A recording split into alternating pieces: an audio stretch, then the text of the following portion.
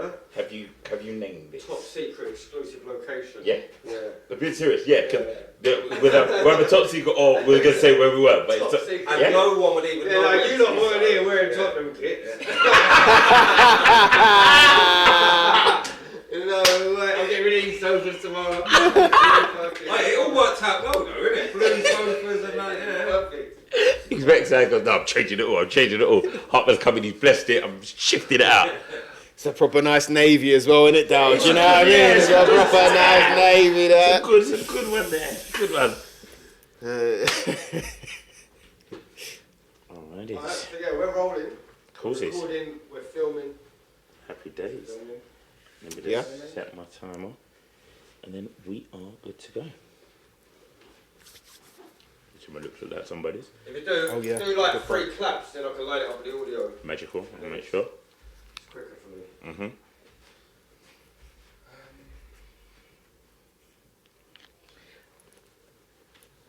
Yeah. Alright. Get the timer set. Clock.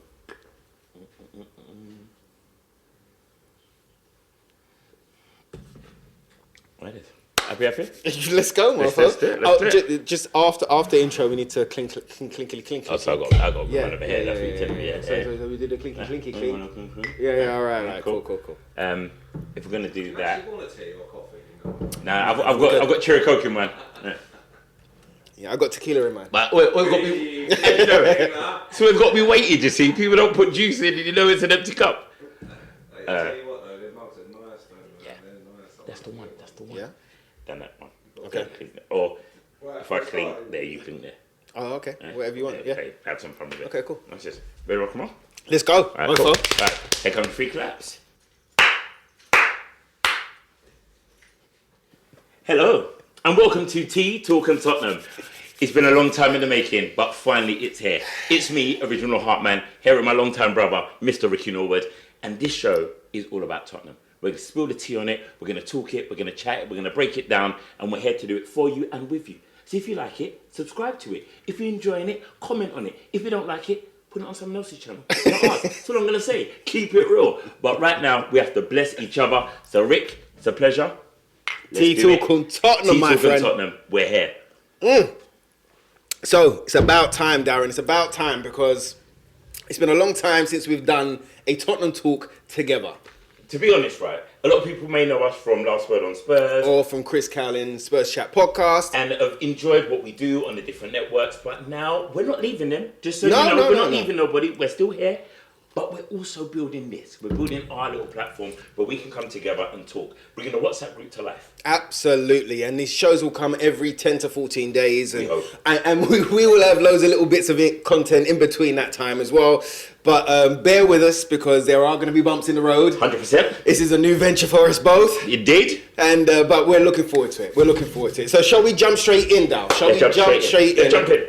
First topic on the chart today is the Europa League win, my friend. I like it. When Ricky's trying to remember what he's going to say, he goes into slow motion. I like What we're going to do... Yeah, first things first. Yeah, no, Europa League win, bro. I think that's where we should start. Let's start with the win. So, what a time.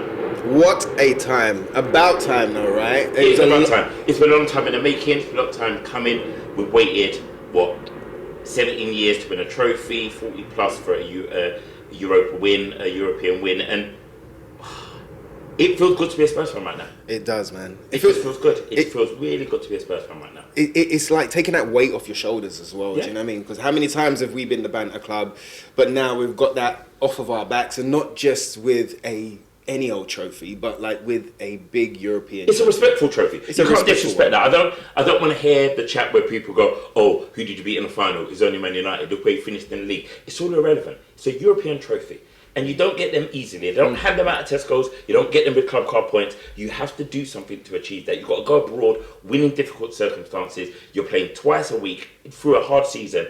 And we had a young squad. We had a squad that was still developing. And we did it. With a lot of injuries. Absolutely. Let's not play it like we had a smooth run to it and we had the best team, everyone was super fit. We had our challenges in the season. We know it wasn't our best season. And to get that win at the end, Absolute win. Massive. Massive win. And plus, we didn't have no creative spark in there. There was no Madison, there was no Kulusevski, there was no Bergvall. You know, so it was a totally different approach. It was so far away from Ange Ball as well, that particular game. But it was hard for me because, like, we watched it at the stadium. Yeah, we did indeed. So we went down to the stadium. Not the Tottenham Stadium. Tottenham Stadium. The Tottenham Stadium. Yeah. In case you thought we went Bilbao, we didn't have Bilbao money. No. Not this year, but maybe for the Champions League. Champions League. Champions League, we're rolling. We're rolling, all right? No, but no, we went to the Tottenham Stadium.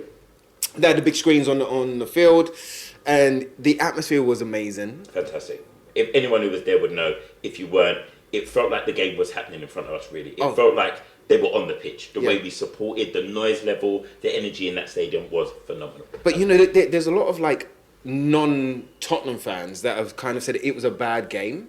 And do you know what? Like, I don't remember, I literally was on the edge of my seat every single second of every single pass, of every single foul, every single corner, free kick, whatever it was. I was on the edge of my seat just willing that ball to go in, man. I'll be real. I'm never going to watch it again. Yeah, because I haven't. I understand why neutrals and also anti-Spurs would say it was a bad game, because it wasn't beautiful football. Right. It wasn't two sides playing amazingly well. The game weren't as fluid as you'd want from a neutral perspective. But when it matters to you, that doesn't matter. Yeah. We don't care how the game plays out. We just want the win. And that extra time, 7 minutes of extra time. Yeah. Oh my God. It felt like 7 years, man. 7 years. Wow. I was counting literally, bro. I was literally on the end. There was people around me taking pictures, and I didn't see them. My eyes were on the screen. I was just like, everything, my heart, my breath, my soul was on that pitch with those boys. And for them to get it over the line, man, like, what about Johnson's goal? Did he touch it? Did he not touch it? What do you think? 100%. I think 100% touch it, but that's my bias as well. No.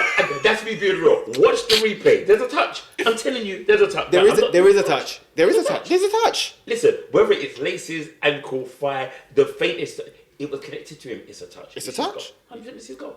We're taking it. And then also for like Sonny to go out there and lift the trophy, bro. Yeah. After the 10 years.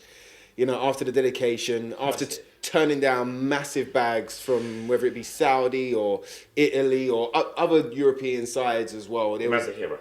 He's a hero. And with the season he had and the way people responded to him, there was a lot of disrespect, if I'm honest, towards Sonny, towards the end of the season. A lot of people didn't rate what he was giving us and talking about him being past his best and wanting him out, which we'll get to in a little while.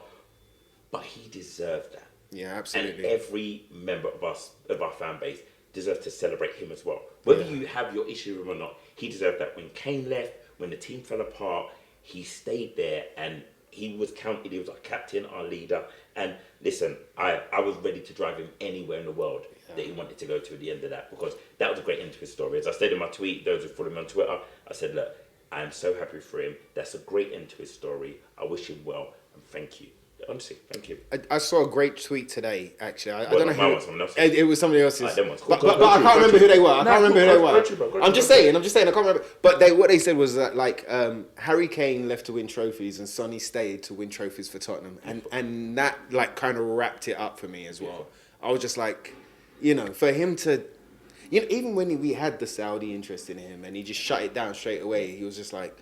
I've still got things to do at Tottenham and in the Premier League, and I've still got things to achieve. And I was just like, this guy, when he signed the new deal after Man City, was coming in for Kane, and he was like, no, I'm staying. Yeah. Under Nuno's stewardship, managerial range, and he was just like, no, I'm here. Tottenham's my club. There's a lot of moments in his career when he could have and should have left Tottenham, and we would have had to just accept it. But the fact he stayed and then got that end, it's a fairy tale story. It's magical. Now, at the end of the game in the stadium, there were a lot of fans that ran onto the pitch. Yeah, I don't know. Outrageous. I mean, I would never do something like that. Like I wouldn't do it. Yeah, no. I mean, I remember. Okay. I remember. Not me. I remember looking at all of these stewards turn up on those 90 minutes. You could see them coming out. Yep. And it's like linking arms and stuff like that. And then I saw like 1-2 go and they stopped them, sent them back. and then like a group of 5 went, and then and then a group of 10 went, and then they broke through, and then everybody broke through, and then the stewards just was like, yeah, okay, fine. They couldn't do nothing about it. Do you know what I mean? And just let everybody. But how epic, man! How epic was that moment? Do you know what I mean? That final whistle, and that kind of release of years of, I don't know, man. Whether it's the taunting or the jokes or just to get that off our back, just to win. And it meant more. I felt it meant more to Tottenham than it did to Man United. I felt Man United wanted to win it for the money, to fix their roof. And, and I think we wanted to win it to lift that trophy. I think we, as a fan base, I feel we were hungrier for it. Yeah, because massive. we needed it more than they. They've won before. They've won recently. They're serial winners. And I think when you felt that energy in the stadium, and I know it was matched in Bilbao and in many people's homes, we were willing the ball in the back of the net. Yeah. We were willing the team forward. We were literally the 12th man. Everybody was doing that. So it felt right for us to get it. And Man United fans, maybe they were unlucky. You know what? You may feel that way. Ultimately, we got what we got, and it's in history now. Our name is on that trophy. We are crowned as the winners, and no one can take that away from us. And like I say, anyone who went on the pitch and took grass, no one can take it away from you. You've got it now. I don't know why people run on the pitch to take grass. I have no clue. Why would you take grass? Why would you take grass? No idea. Some say it's a memento, but You know what I felt sorry for? The Go on. first 5. You know the first 5 that broke through. The first 5 that ran onto the pitch, I'm sure one's in the hospital. Well, they must have got escorted out or Right, something. did you see? What I saw from my seat, man, get headlocked, choke slam. I felt like it was like WWE. Like it got messy. But listen, what I'm going to say is, I don't know who did it and who else went on, but it wasn't for me. I stayed right where I was, right in my chair. So, obviously that game ended. We had the parade. Yeah. Tottenham was a sea of blue and white and has remained that way throughout the summer, which we're still enjoying. So get your Spurs shirts out, wear anything Spurs merch all summer. Do it with pride, go hard, do it. No pauses on this show, by the way. No pauses. Don't try and pause me. Stop it. I'm too old. So it was a blue and white sea in Tottenham, but we came to an ending. Yeah. We came to an ending after one of the best speeches I've ever heard in my life. Yeah. Well, from Ange. Oh yeah. Yeah. One of the best speeches I've ever heard in my life. We came to an end. Yeah, I mean, you know what, Dal? It's like, I was lucky enough to be in the parade that day, and I was there all day. And, there was some strategic drinking going on, because I kept getting handed beers left, right, and centre. And on my second one, I knew that, once the drunk wee sets in, bruv, that's it. You're going every 3 minutes. Do you know what I mean? And I was just like, no. So after the second one, I was like, nah, I'm all right. I'm just going to sit here. And mate, for the next 6-7 hours, I stood in a plant pot directly in front of the stage. And when the boys came through on the bus, it was absolutely epic. Like they had James Black on stage, and he was getting everybody going. He set off the confetti cannons. When Johnson was up there, and they was trying to get him off at one point, and like he just kept running back, And it was his birthday. He was. Yeah, he was. He don't remember that day. He don't remember. He watched it on video or on YouTube, because he don't remember that day. He don't remember it. So that's the video. See how old I am? That's deep. It's a video. But it brought everybody together, and the fact that you mentioned someone, Ange as well. Ange, it was a tough decision. I mean, a decision that he made, but I think after that January that we had, where we were decimated with injuries and we wasn't getting in the reinforcements, especially at the beginning of that January window. Yes, we got in Danzo and Tell right at the end, but we'd already lost another 3-4 games in the league at that point, and things were, they were rocky. I think for him to make that decision and go, you know what, let's just focus on this Europa League win. Let us go for glory, knowing that it could cost him his job. All we can say is thank you and love you and oh my goodness, because those memories and those moments, bro, they were absolutely epic. You know what? I think, like you said there, sacrificed himself for the trophy. That's the knowledge we have now. And I know there are a lot of people who wanted him out, and there's a lot of our fan base that will still stand on that hill to say they wanted him out. Yeah. He wasn't sacrificed. The league position was unjustifiable. You can't have a team that plays so badly in the league and win a Europa League trophy. That doesn't balance out. It doesn't equal success. And I totally hear that. Angels Africa on it, I go, you have to kind of respect him for, like you said, for the challenges that he faced at Tottenham. The fact that before he came, he was probably one of the only managers that wanted the job. Yeah, true. He said, I want to manage Tottenham. Did it, won the trophy, and should be celebrated. I don't want to hear where we finished in the league that season, because to me it's immaterial. It doesn't matter. What matters is we were European champions at the end of that season, and that's what we should go forth with, and take that energy into this new season and into our new era.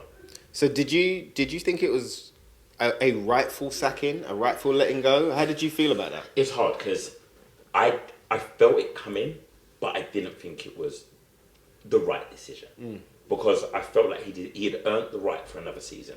And like I said, that speech of the Netflix season and the whole, this is the next season, and how we beautifully crafted that. I was like, did he know he was gone at that point? Was it will be in panto mode? Was it purely for the show? Or did he honestly believe at that point he had another opportunity and he was going to do something? And it kind of left me a bit sad for him. Yeah, me because too. I felt that if he didn't know at that point and he really believed in that, then the players would have believed in it. Believed in that as well. They'd have all been on that same idea that we're going again. And then it not to be the case, for him to be sacked, the players to be informed, and it changed everything. It changed the whole landscape. And I felt that maybe we give it a go. But again, if we did that, we may have had what Man U did with Thomas when Ten Hag all fell apart. You know what I mean? When there was like, look, we're going to keep him. We know it didn't go well. We've won the cup. That saved his job. Then you got into the new season, it still won't work, and you sack him and you start all over again. Did we want to do that? Can we afford to do that? No, but this is a really pivotal time, and it's a real changing of the guards now with a new manager, a new setup. I don't know how this goes. I hope I know, but I don't know. No one does. We don't have the magic glass. But how did you feel? How did you feel when Ange was sacked? You know what? For me, bro, it was like coming up to the end of the season, before the final. I was like, whatever decision the board make, fine. You know, because 22 league defeats, yada, yada, yada. Okay, fine. You know? But after the win, and after seeing the togetherness of the squad and the boys and how they were behind him and how they were behind Sonny and how they all were unified in a collective idea to go and win that trophy, I was like, well, that's powerful. Yeah. Like you don't sack a guy that's galvanized that squad under really tough circumstances, because we've been here before, bro, where people will just kind of go off and do their own things. Do you know what I mean? You'll see a breakdown within the squad. You'll start hearing rumors coming out about training not being good, or just little those tensions come out. But there wasn't any. They were behind him and they were all focused, and they all knew. You could tell in the interviews afterwards that, you know, they knew the league wasn't good enough, but they put everything into that Europa League campaign and that final, and they won it. And after lifting it, I thought it was going to not only push him on, but to push the squad on and kind of give confidence with the ball to spend some money and get some quality players in there, because, you know, Ange was... He was sent into the season, you know, short. Yeah, 100%. 100% it was short. 100%. The squad itself was not balanced when we went in, and that wasn't kind of rectified at January either. You know, it just... So I felt give him the summer, give him some proper reinforcements, get this squad balanced, and let's see where we can go. Because when Ange Ball clicked and when it was fluid, it was, you know, devastating. We were winning like 4s and 5s, and, you know, it could, and I was just like, it could be great. There was a lot of ungreatness, there's a lot of rubbish, you know, but it could be great. But, you know, all we can do now is thank him and wish him well, and he will go on to win again, and I'm sure he's a serial winner. Yeah, he's a serial winner, and I've got a couple of predictions. He's either going to go Olympiacos, or when Nuno goes at Forest, Mr. Marinakis is going to give Ange a call, I reckon. That's what I reckon. That would be interesting. And back in the Prem would be very interesting. Very, very interesting. And well, you said it first. Yeah. And I said it here. I said it here on T-Talk on Tottenham. You said it first. I said it here first. How did that feel saying that? I know. It's trying. I've still got to think about it. I'm still thinking. I'm like TTT. I'm still trying to think about it. You got there. But we moved on to Thomas Frank. So, I mean, I know you are kind of like an analyst of managers and systems and stuff like that. Mm-hmm. What did you feel about the appointment? How did you feel bringing him in? I saw safety. I saw that it was... My first thing was, you've gone safe. That's where I looked at it. I was like, this is a manager who consistently has teams that work, they perform. They're not reinventing the wheel. They perform. They're hardworking. He's good at getting the best out of what he's got. He's not a manager who goes out there and gets the superstars. He creates stars. He builds, and that's what Spurs love. They love what Levy loves. Yeah. Loves a manager. Rub it out of hat. Yeah. There you go. If I give you, because we do club signings, we have to remember that we do club signings at Tottenham. We'll be linked for the same player for 5-6 windows. That doesn't mean that manager wanted them. That means he fits the club's brand or the board's brand. So Frank works like that. He works with the players he gets. He doesn't complain. He's a coach. Yeah. He's not a manager for me. He's a coach. He's on the training field. As people have highlighted, he works harder than the players. He's running around. He's giving information. He's talking all the time because he's coaching.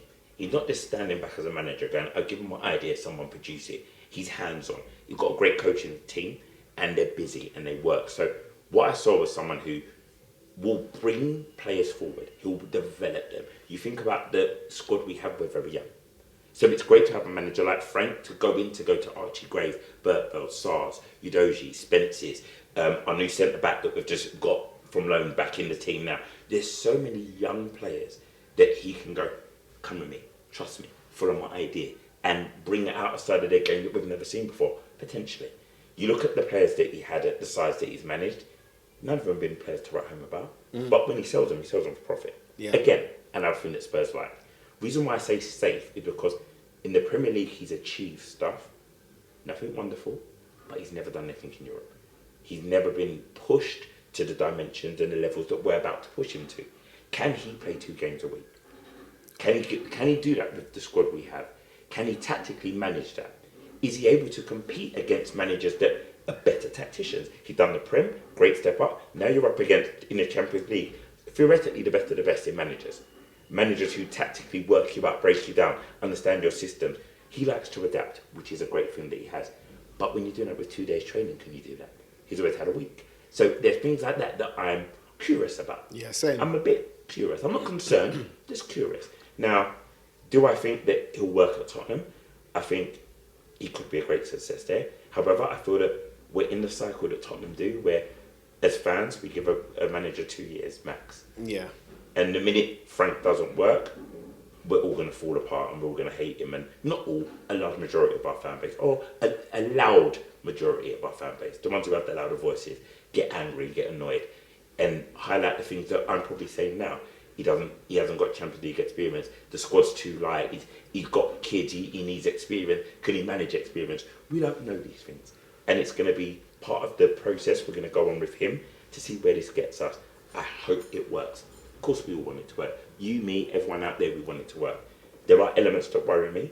The bits that excite me is that he's a manager who brings the best out of players. Whoever he's got, he will elevate them. And he's got a next level of player. Yeah, absolutely. Than he's had at Brentford. 100% agree. And on all his previous clubs, he never had this level of player.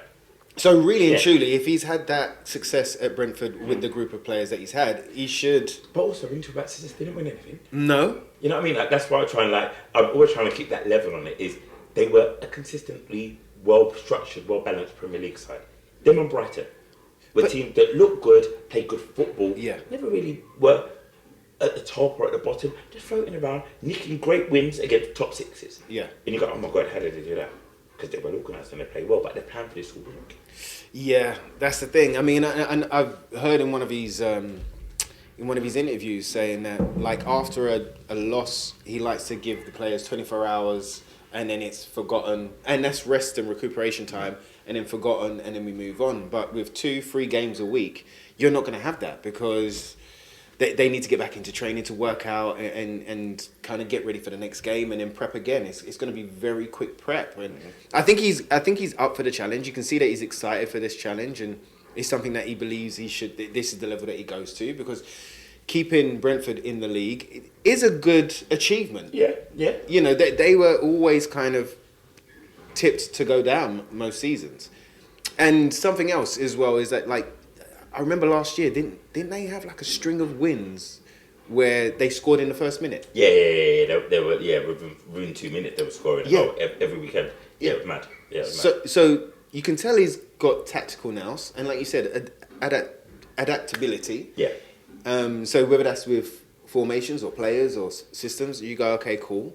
He looks at the other side, he assesses the other side, and he adapts us to them. Now, part of me doesn't really like that because I like the opposition to worry about us and us not worry about the position. Do you know what I mean?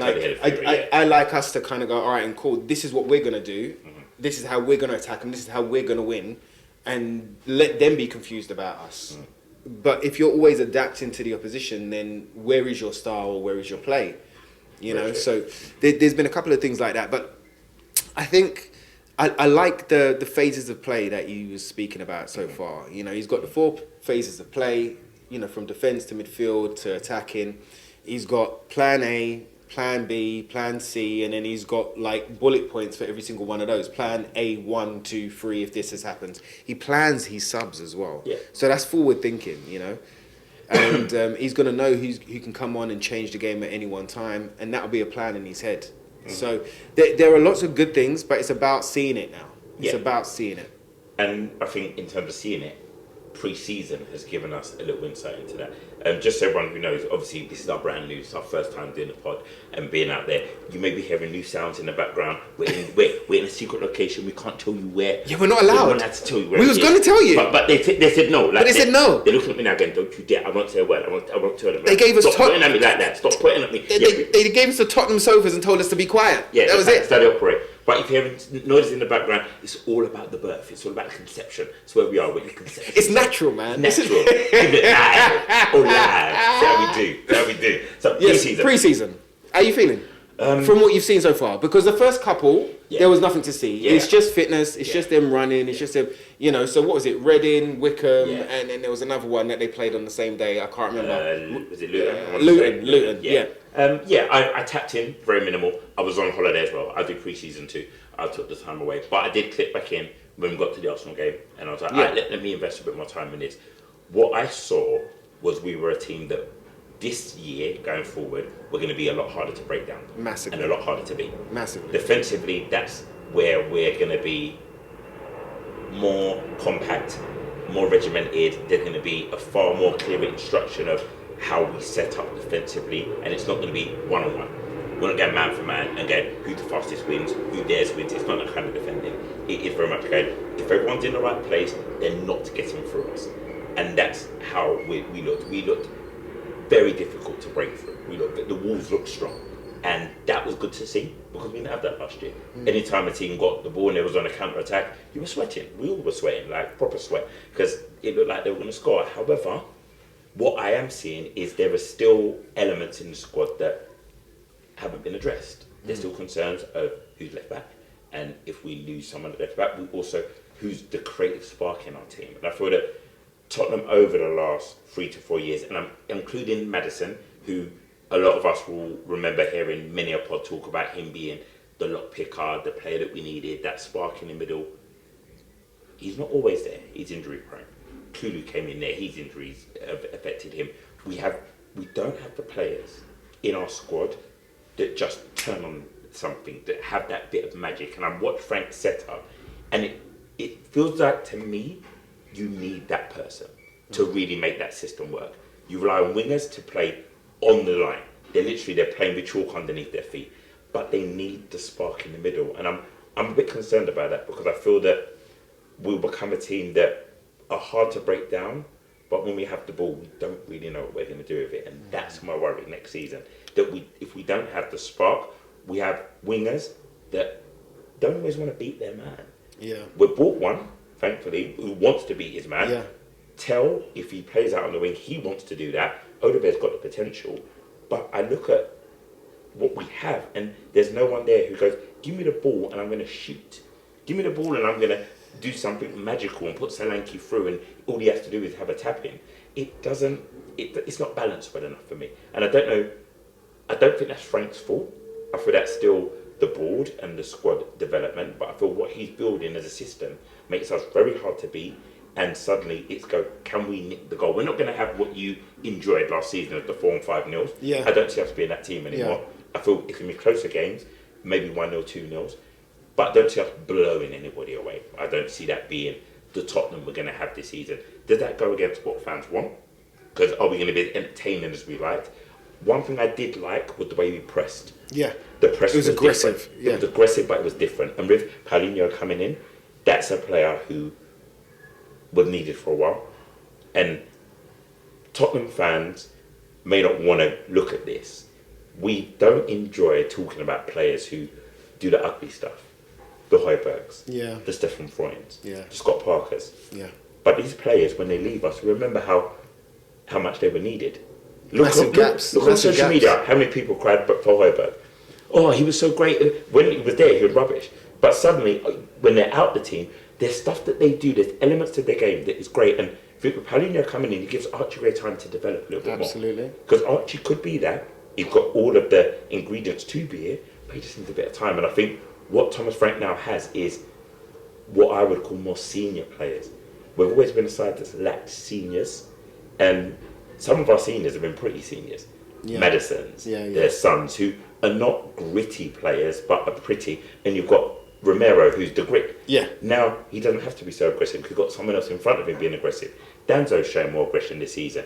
You've got players who, even Kudus is aggressive. Yeah. So you've got players who are going to fight and be more physical on the pitch, which gives Frank's team a more physical element that Ange's team didn't have. So I feel we're building something. I feel that it looks different, and I'm glad it looks different because I didn't want a new manager, same ideas.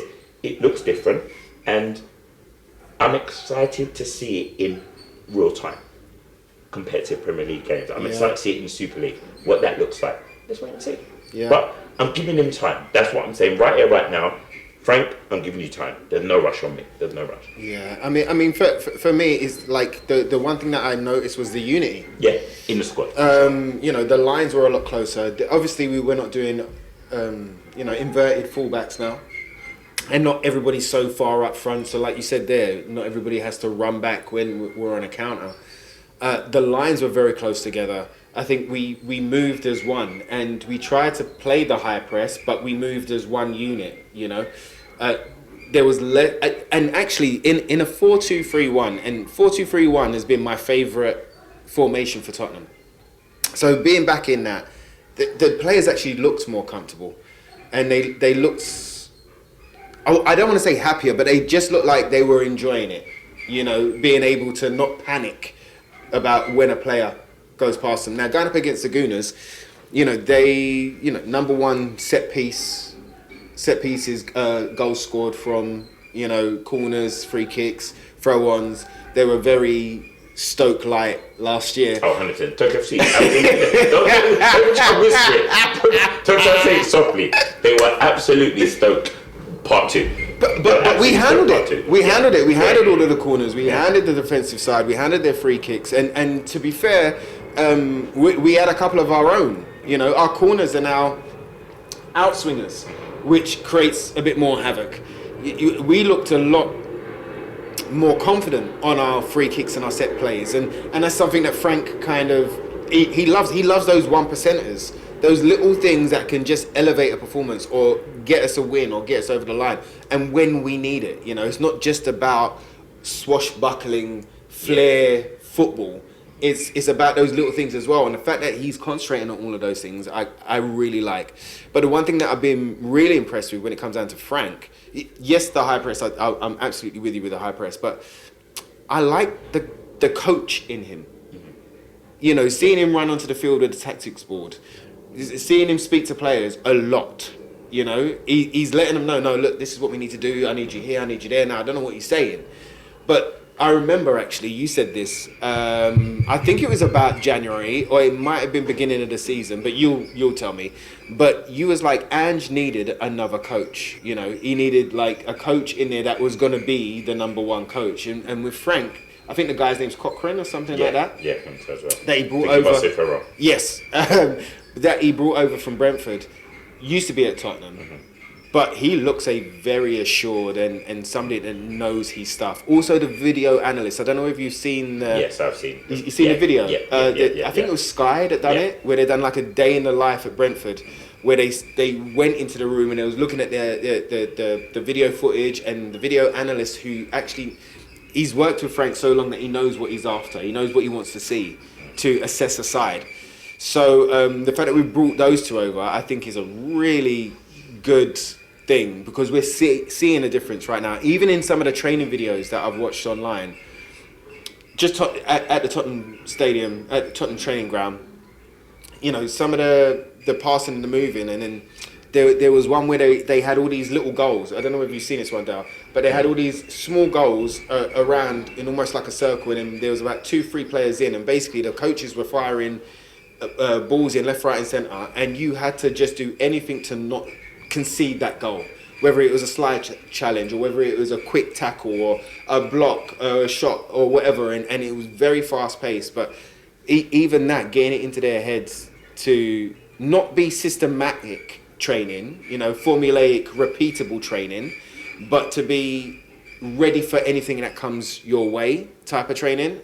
I like that. I don't think we've clicked up front yet. You know, he was speaking about the phases. I think there's 4 phases in his system. So he hasn't got the click up front yet between midfield and the strikers or the attackers as yet. But I think I can see it coming. And I think we missed out on somebody. You just mentioned it there about the kind of creative spark. I think we really kind of missed out on that Morgan Gibbs-White deal. You know, I think he in the profile. Yeah, totally. Somebody who likes to shoot outside the box, inside the box. Somebody who likes to make stuff happen. Somebody who does bring a spark to a side. You know. I just hope Morgan Gibbs-White's okay. Me too. I Good hope luck. he's okay. He didn't look okay. He didn't look happy. Yeah, I just hope he's okay. I just hope his family's okay. I just hope that his life is okay because he didn't look like that situation was a friendly situation. That interview? Hostile. And he had his arms crossed and everything. All I can say, if you watch gangster movies, it just was a gangster movie. Oh my gosh! Movie. Oh my gosh! It's like Marinakis had his family in the green room. Yeah. It was a gangster movie. We moved his mics a little bit. We could do that. We could do that. Boxing bags. We've got boxing bags happening. We don't know where we are. We can't tell you. Oh, just don't get involved. We're not telling people what's actually going on. That's alright. Are we good? Yeah. But we're getting intimate now. I like that we're getting intimate. Yeah. That's all right. Lovely jubbly. That's it. Yeah, we're getting intimate. Pick up less background noise to focus on. So what we're doing now, we're in sexy town. Oh, she's just setting the camera. It's all right, man. Trial and error, man. Trial and error. Do you need claps to begin again? I didn't know the amateur boxing was on, guys. No one knew. The seagulls getting punched and shit. Shall we try closing these windows for the last... For the airplanes as well, For like... the last section.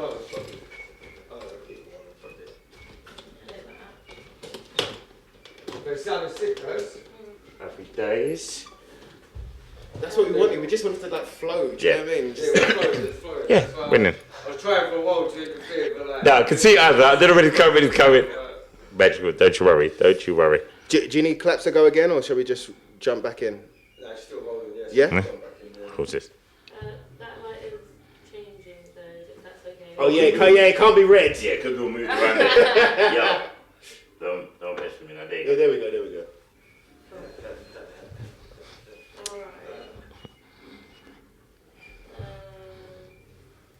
Do you want to check that? Yeah, that's good. I like that. Yeah. Shit, I don't know if that's good. Yeah. It's all right. This is what we do. Trial and error. The love of it We've all. got all this footage and audio as well, so if you just want to use any of it, come off cuts. We'll make it all work. There Don't we you go. worry.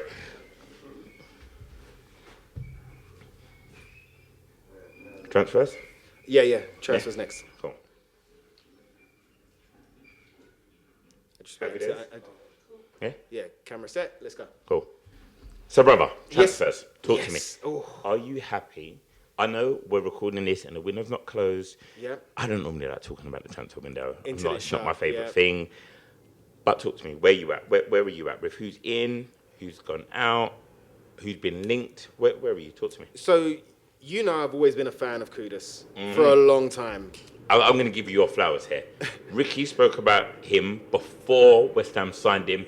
When it was at Ajax, Ricky was telling me all about him. He said, Hartman, we need him at Tottenham. When he went to West Ham, the voice note was rage. Yeah. He couldn't believe that West Ham had got him. He was raging. But now we have him. Now we have him. Now we have him. I didn't think it was going to happen, especially being at West Ham. Like I didn't think that we was going to do business together again. I know, us from West Ham, we have this thing. I know. It's just this thing. What can we do? It's just a What can thing. we do? What can we do? But you know what? We've done it, bro. Like, did it. we've done it. We brought him in. And for me, not only is he powerful, strong, I think one of the weaknesses that we have in the squad is that some of the wingers that we do have can be easily moved off the ball. Yeah. Like, just, and I'm not even talking like a shove. I'm just talking like a quick bar. Yeah. And they can easily be moved off the ball. Lightweight. Yeah. Lightweight. Mm-hmm. So to have somebody like Kudus that comes in with that strength, dynamism, he loves to fight, as we know, in the Tottenham West when he Ham tried to game. beat up half our team, on his ones. Mm-hmm. It's because he wanted to be Part of it. part of Tottenham at that point, and he was. I just want to be one of you, man. He wanted to be in the Europa League final, bro. Do you know what I mean? That's what he wanted. We let him in, man. We let him in. But he's here now. And what I really like about him as well is he's kind of improvisation. He's unpredictability. Yeah. He can find a pass. He's got a great shot on him. I know a lot of people were talking about him and the last season at West Ham, but you got to remember, in that last season at West Ham, he was playing a lot of the time bit parts, up front or on the left. Now, he can play on the left, but it's not his strongest position. Strong position is right wing, and number 10 can be devastating in there. I'm just really, really happy that we've got him. It's not enough right now. But you can see in the little moments that he has played how much of a difference he's going to make. How do you feel about him being there now? Yeah, I think he's absolutely the fit that we needed, that Premier League proven, that player who brings something different to what we have. He drives with the ball. I know there's a lot of things about Johnson's game last season that certain members of our fan base were upset with. I said it at times, because he didn't attack his fullback. He was great at making that last minute run into the box and scoring, but when he was faced off by a fullback, he didn't like anything was ever going to happen, and that was concerning. So with Kudus there, you've got someone who likes the ball to feet, takes a man on, strong, physical, big presence in the box, big presence outside the box, a different element. If I'm a defender, if I'm a left back, what one are you going to give me today? You're either going to be the man I've got to keep looking on my shoulder in a Brennan Johnson, who's going to run round me at any point and nick one, or you've got Kudus who every time he gets the ball, I'm in a fight. He's going to twist and turn me and send me all over. And alternate between the two is a great option to have. Hearing rumours of Johnson on the left, but we shall see as the season progresses. But I'm glad we have him. I think great addition. Know what? Just while we're on Johnson quickly. Yes, he scored the goal. He did, right? Yeah, we're there. You got a touch. We spoke about that one, just in case. We're there. We've seen it, right? Yeah, okay, cool. Would you switch him to a second striker, stroke shadow striker behind, like someone like Solanke who can hold it up? Because I think, we'll get onto Tel in a minute, because we've got different opinions about Tel as well. I think it's the same as Tel. I think if you're going to play him as a striker, I think you play him off, as a 2 up front. What would you think about Johnson being that guy? Because he's got the instincts, like you said, right? And he loves to score a goal. Yeah, the instincts are there, and I love that he has those natural goal-scoring instincts. My worry with playing him off is in the middle, he's not going to do anything else apart from wait for the last minute run. Okay. The only thing I can compare him to, if you put him in the middle, is like a Frank Lampard. Okay. A player who has that natural instinct. But Lampard could shoot outside the box as well, and he could spray a pass. And so you would lose a midfielder by putting Johnson in there, and then we're lightweight in there. And I feel that he becomes a luxury there. And I don't want it to become a luxury. And that's my fear with Brennan in this development under Frank, where he best fits. And I've seen Frank option him out to the left. I think if we tried him behind a Solanke, he'll be great for a flick on. He'll be great for that. But if it's a game where it's a little bit more compact and we've got to play the ball around, I don't know if Johnson will work in that kind of setup. But I would try it if we're in the last few minutes of a game and we're going long and go, all right, Brennan, you just run onto everything. As soon as Solanke gets held on it, go beyond him, always go beyond him and get one. And he would definitely do that. So it's an interesting thing. Now Tel, because I know we're going to go there. Yeah, let's do it. Because he's permanently signed this year as well. I was surprised. And I'll say it, I was surprised. I didn't expect Tel to be signed on what we saw. And also, I don't know where he best plays because I haven't seen enough and I don't know enough. And I'm hearing us talk about replacing Son and Tottenham wanting to buy somebody to replace him. So what was Tel bought for? Yeah. I'm a little bit confused. And we've got we've got a number of players who play there. We've got Tel, we've got Odebear, we've got Mikey Moore to come. We've still on our books is Solomon. We've got a number of players. Kulichevsky's meant to play out there. Brian Hill. We've still got Brian Hill on the books. You know what I mean? There's a load of players who were registered as left wingers. The young boy from Korea. We have, you know what I mean? Yang is more right-sided, but yeah. But there's so many down that channel that you go, if we still need to buy, what was Tel bought for? Because as Draymond will tell you, Tel is not a striker. He's not that guy. He's not a 9. He's not a 10. Like, so where does he fit?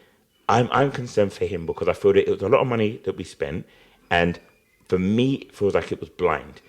And I don't know where he fits. When him and Odebear played together for France, they look great together, but they ain't under 21s anymore. Yeah. This is a big boy league. So it's a signing that I'm a little bit concerned about. I don't want it to feel like a waste of money, but I feel like it's a waste of money. It's going to bug me. Because if we don't go and get, for example, like say, all right, let's for Christina, let's say we got Grealish. Yeah, just for one of our Spurs fan base who loves Jack Grealish. Yeah. Imagine if we couldn't get Grealish because we didn't have that extra 10 mil. Okay. Because remember, Grealish will be playing exactly where Tel's meant to play. Yeah. So that's where the frustration will come. Like we're after Real Madrid's guy. Yeah, Rodrigo. Or even Rafael Leao at AC Milan. That's 80 mil. They're not 60. Sorry, they're not going to be 60. So if we're 20 short. Yeah. That was money that's gone into Tel, who you're probably buying this player to play in front of. I don't get it. The maths ain't mathing for me. Yeah, I mean, we've got to remember that he's still very young. I hear you.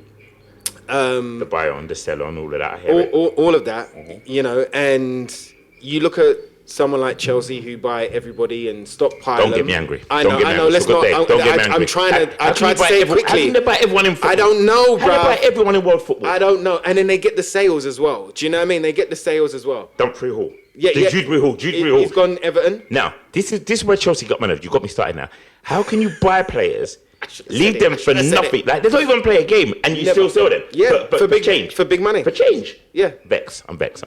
They do it all the time. They've got like 3 or 4 They've got the worst and best machine, mate. The worst and best machine is crazy. But I think with Tel, I think the age that he came in, I think he's also had, you know, Bundesliga and Champions League experience from a very young age. Yeah. When we were actually selling Kane to Bayern Munich, there was talk then of possibly Tel coming in.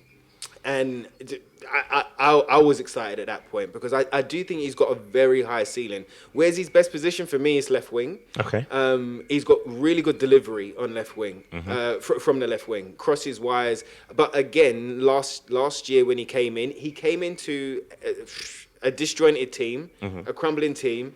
You know, he didn't have many minutes for Bayern. It was bit parts, 10, 15 minutes he was coming off the bench for. So when he's coming to us, he's playing 90 minutes straight away because we haven't got anybody else. And it was that thing. So I do think he's got a high ceiling. I think, you know, there's pace there, there's dribble there. And I think that if and when he bulks up, I think he could be dynamite. Chris Cowlin, who was out in South Korea and Hong Kong, right?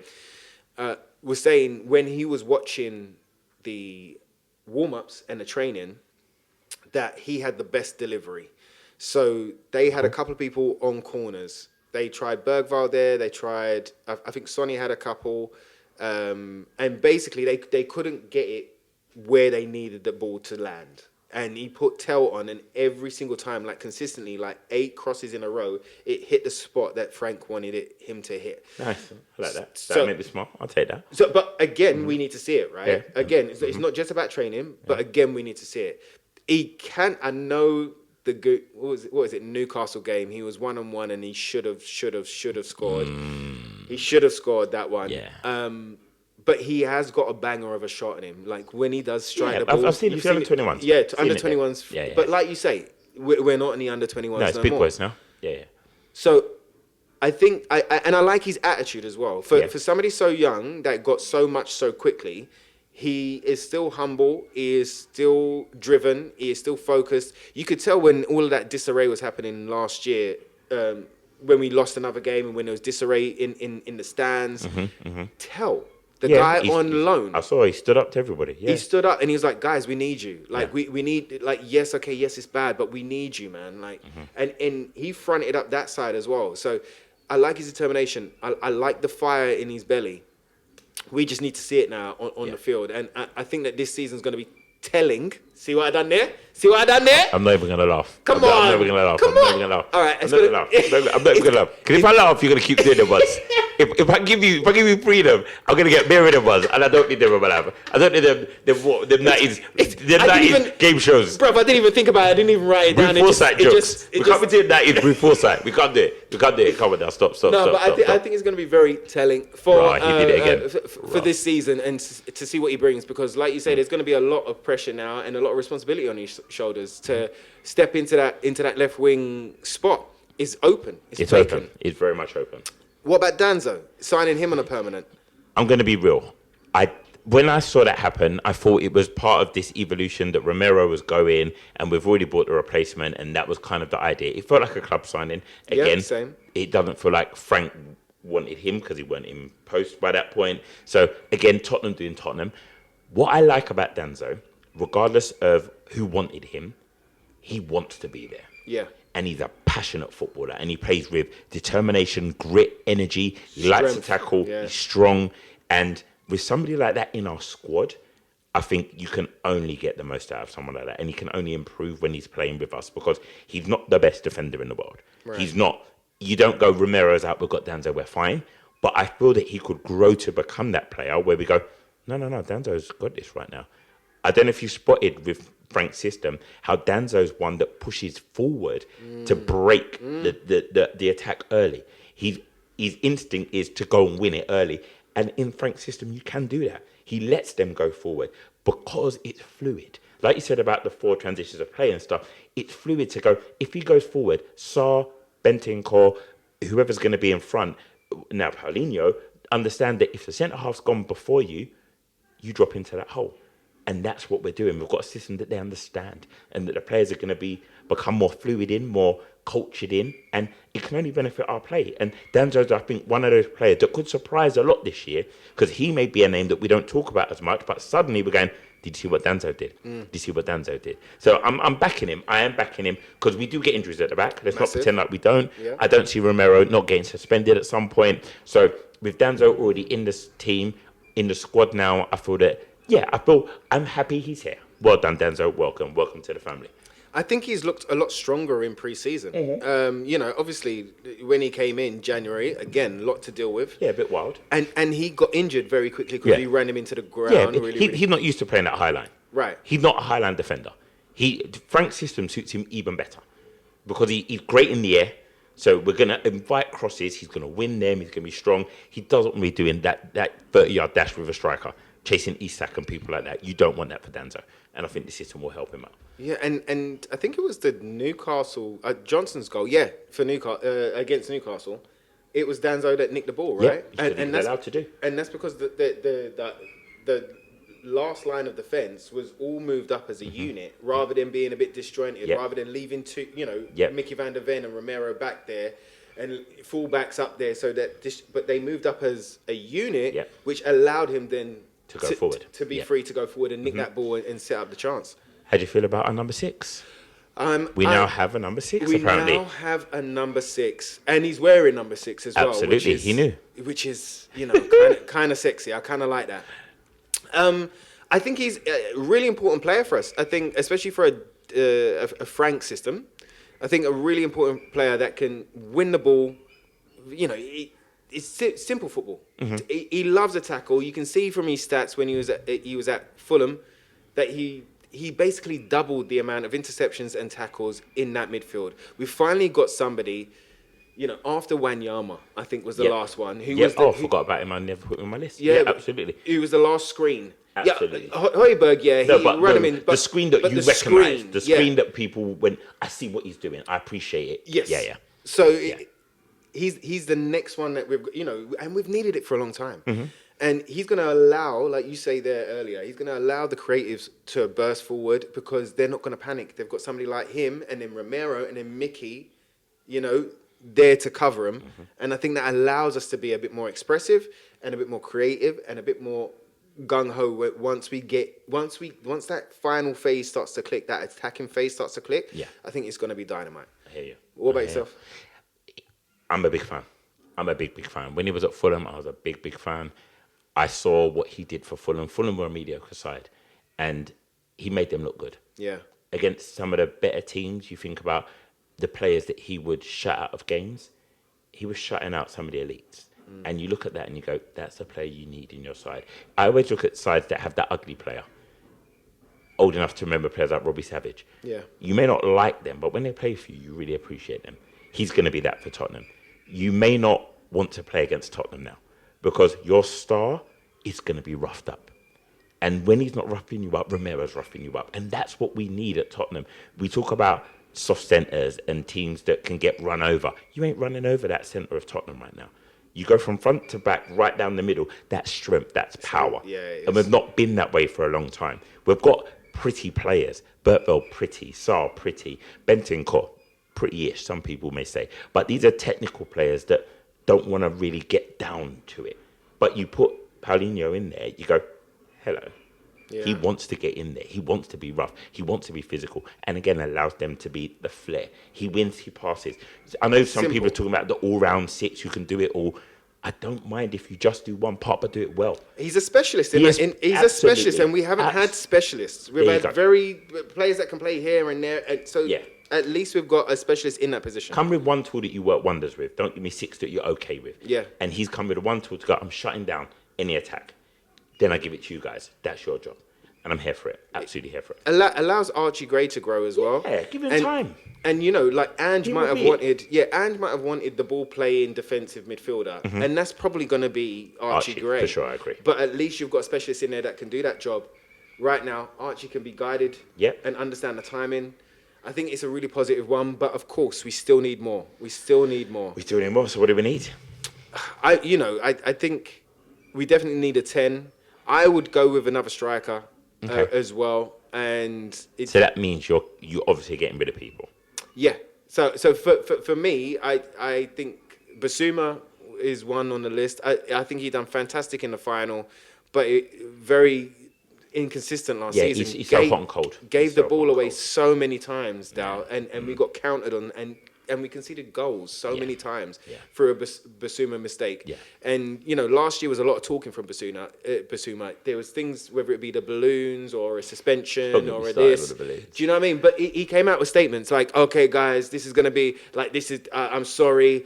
He came out. You remember when he apologized to the crowd as well? He's like, "I'm sorry," and then he was like, "I'm gonna show you my best. I'm gonna show you my best." And bro, we hardly saw his best. got moments. We got moments, Yeah. and I'm happy that he done it in the final. Don't get me wrong.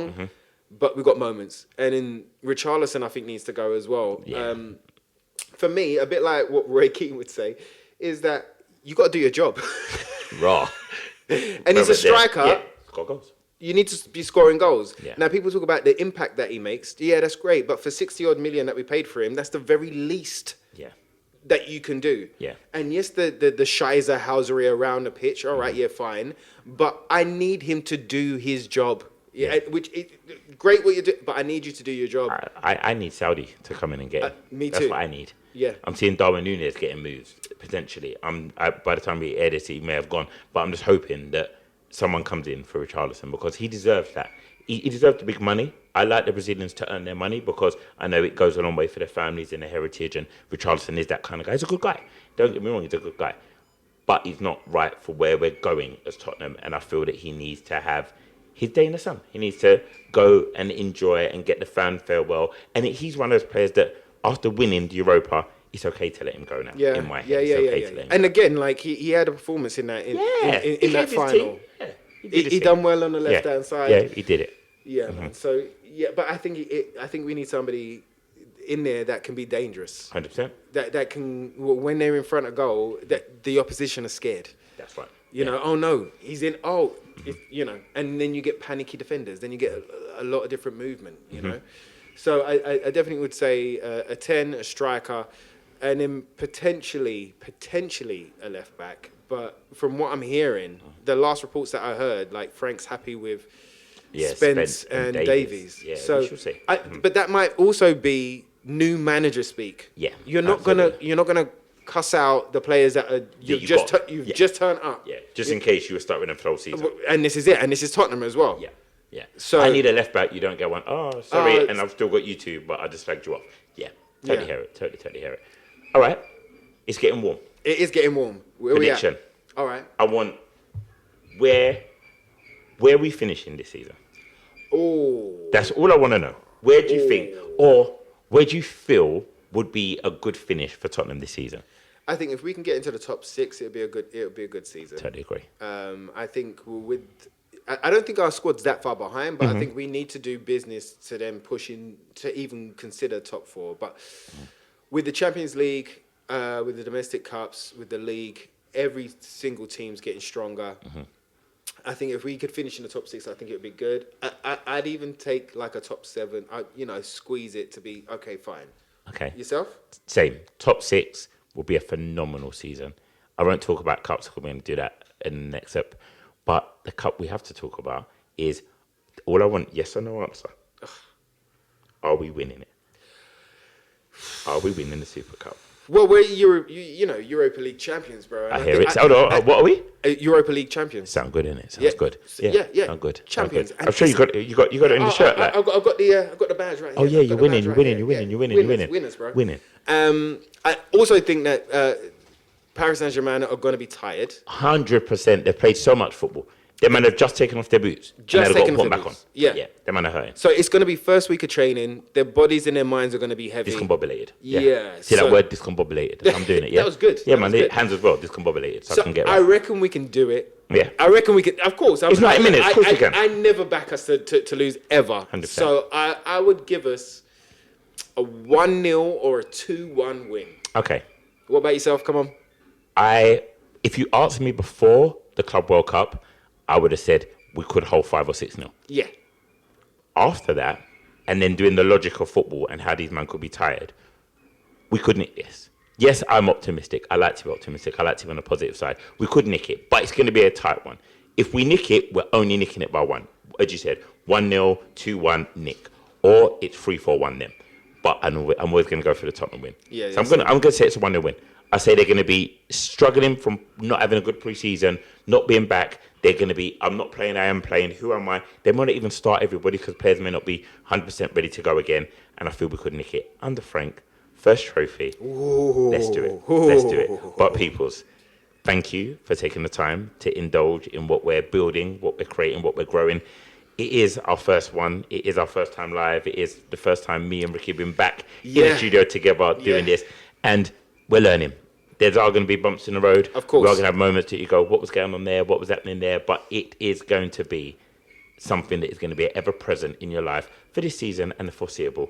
Absolutely. We wanted to do this for a long time, and we're glad we are here.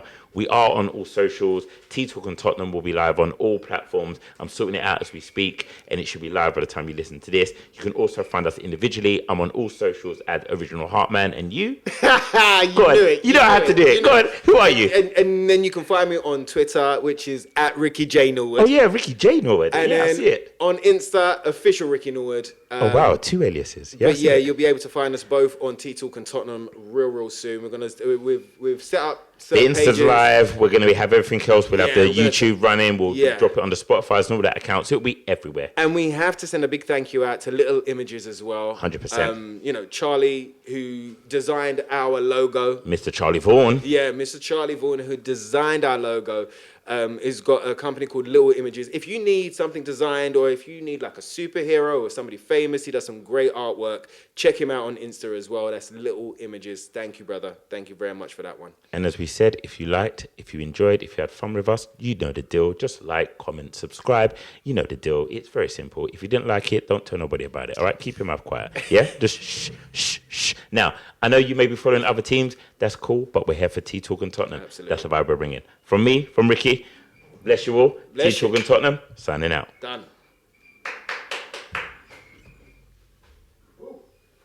On the button, brother. On the button. Let's open some windows and open doors.